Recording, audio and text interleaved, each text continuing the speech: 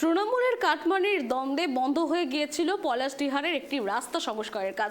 পরে নড়ে চড়ে বসে দুর্গাপুর নগর নিগম। বৃহস্পতিবার থেকে ফের শুরু হলো বন্ধ থাকা রাস্তা সংস্কারের কাজ, আর এই কাজে খুশি এলাকার মানুষ। দেখুন, মাসখানেকের বেশি সময় ধরে বন্ধ হয়ে থাকার পর ফের শুরু হলো রাস্তা সংস্কারের কাজ। বেহাল হয়ে পড়েছিল দুর্গাপুর নগর নিগমের 32 নম্বর ওয়ার্ডের পলাশডিহারে একটি রাস্তা। নিত্যদিন দুর্ঘটনার ছবি চেনা হয়ে দাঁড়িয়েছিল এলাকার মানুষের কাছে। ভোটের আগে পলাশডিহার তথ্য প্রযুক্তি হাব থেকে 19 নম্বর জাতীয় সড়ক পর্যন্ত একটি রাস্তা সংস্কারের কাজে হাত দেয় দুর্গাপুর নগর নিগম। কিন্তু রাস্তা সংস্কারের কাজ শুরু হওয়ার কয়েকদিনের মধ্যেই বন্ধ হয়ে যায় সেই সংস্কারের কাজ। বিজেপি নেতৃত্বের অভিযোগ ছিল তৃণমূলের স্থানীয় নেতাদের কাটপানির দ্বন্দ্বে সেই কাজ বন্ধ হয়ে যায়। আমরা দেখেছেন 32 নম্বর পলাশডিহা গ্রাম, একটা বদিষ্ণ গ্রাম, সেই গ্রামে রাস্তার ভয়াবহ সমস্যা। আর রাস্তায় দীর্ঘদিন টেন্ডার হওয়ার পর সেই টেন্ডারে নারকেল ফাটিয়ে উদ্বোধন হয়ে গেল। তৃণমূলের দুই গোষ্ঠীর লড়াই শুরু হয়ে গেল, কাটমানি কে নেবে, তোলা কে তুলবে। তাই সেই কাজ বন্ধ ছিল দীর্ঘদিন ধরে। বিজেপির কর্মীরা এবং আমি আন্দোলন করার পর সেই রাস্তা আবার শুরু হতে যাচ্ছে। আর আজকে ডেপুটি মেয়র যিনি ছিলেন অমিতাভ ব্যানার্জি, তিনি আবার সেই নারকেল ফাটিয়ে ওই রাস্তা উদ্বোধন করছেন। ভাবুন একবার, কোনো কাজ নেই। একই অভিযোগে সরব হয় জেলা সিপিএম নেতৃত্ব। অবশ্যই একই রাস্তা বারংবার উদ্বোধন হওয়ায় তৃণমূলের বিরুদ্ধে কটাক্ষ করেন স্থানীয় সিপিএম নেতৃত্ব। একটা রাস্তা কতবার উদ্বোধন করতে যায়, কাজ শুরু করতে যায়, কাজ শুরু করতে বারবার যাচ্ছে, কাজ আটকাচ্ছে। কারা আটকাচ্ছে? তৃণমূলে গোষ্ঠীদ্বন্দ্ব না থাকলে কাজ আটকায়। আর এসব সিপিএমের ভয় দেখছে এখন চারিদিকে। আসলে যিনি বলেছেন তিনি অনেক ঘুম থেকে উঠলেন নির্বাচনের পর।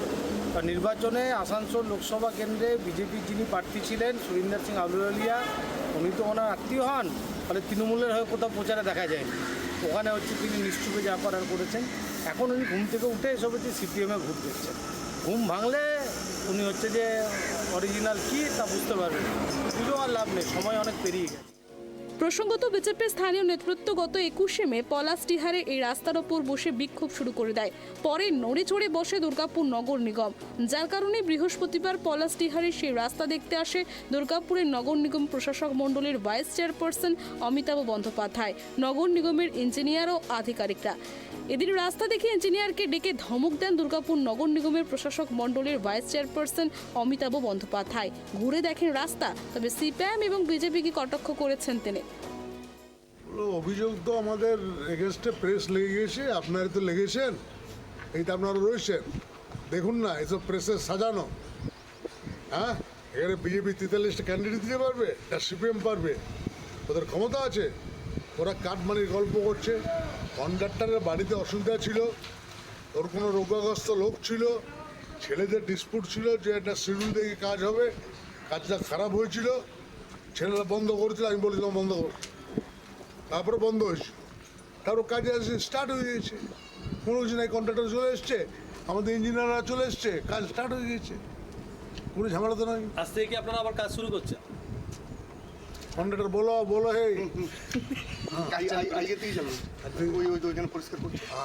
গ্রামের ছেলেরা রইল, ওদের সঙ্গে নিয়ে কাজ করবে, ঠিক আছে? সব মিলিয়ে অভিযোগের পাল্টা অভিযোগে ফের কাজ শুরু হওয়ার খুশি এলাকার মানুষ। আশাবাদী দ্রুত রাস্তার কাজ শেষ হলে যাতায়াতের সুবিধা হবে স্থানীয়দের। দুর্গাপুর থেকে আকাশ খানের রিপোর্ট, প্রাইম টিভি বাংলা।